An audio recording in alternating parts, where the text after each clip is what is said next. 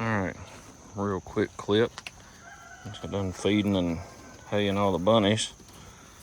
And got some good news. And no, I don't track this stuff religiously like some people do. Got some babies in here.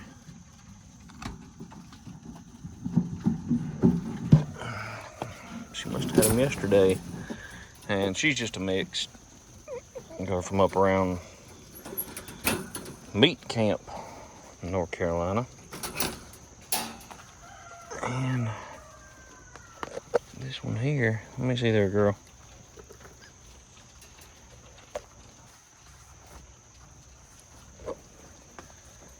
And he's from meat camp too. It's kind of a mixed bag. We got mostly silver foxes. She's from meat camp. And so we try to cross them up. So she's got some just your average rabbit mixed with some silver fox. Growing good.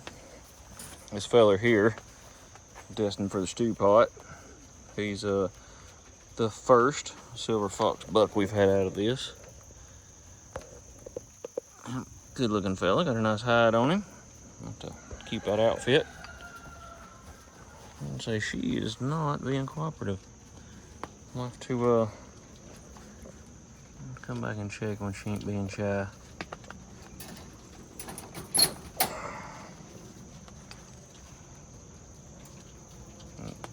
Three babies in there. Gonna separate all these babies out. And she has 4. She's an overachiever. They're starting to get their silver flecks in there. And they'll be going into that grow out pen down there. Give them some more room and take it easy on mama. I think that's it for now. It's kind of a mess up here. I just got it all relocated. I ain't blown all this hay off and from where it was sitting before. We'll get her all cleaned up and organized here soon. It's not enough time of the day. There's my mediocre hay loft, if I can talk right. And the egg haul for today. So these won't be up here much longer.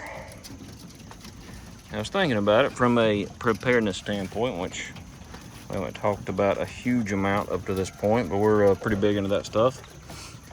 And I was thinking about food sources. You know, of course, rabbits. I've always suggested rabbits because you can feed a rabbit. You can make your own hay. It's not that hard. You can scythe it, dry it, feed rabbits. You got to watch out for the coccidiosis, coccidia, however you say it, the parasite that wild rabbits carry. We have a lot of wild rabbits around here, so you got to be careful what you feed your rabbits. Quail would be a little trickier to keep, especially if you don't have access to commercial food, but they will eat a wide variety of things, kind of like a chicken, and they lay their butts off. They are egg laying machines. Even when the chickens laying kind of wanes, the quail steady put out. And from a homestead perspective, without say refrigeration and all that kind of stuff, God forbid anything like that were to ever happen, if you could keep quail alive and you can hatch them using silky chickens or the GQF incubators we use, which are great. They can run directly off DC. They actually have a transformer that converts them to DC. So you could run them off DC if you wanted and still hatch these and have a pretty steady supply. One advantage is, like, if you were feeding a handful of people every 8 weeks, you could pump out 100 of these birds and butcher them as needed to feed as you go versus have to butcher, say, a whole deer, cow, pig, all that kind of stuff, and deal with a lot of meat all at one time. And the efficiency of scale stuff, small animals are much easier to deal with.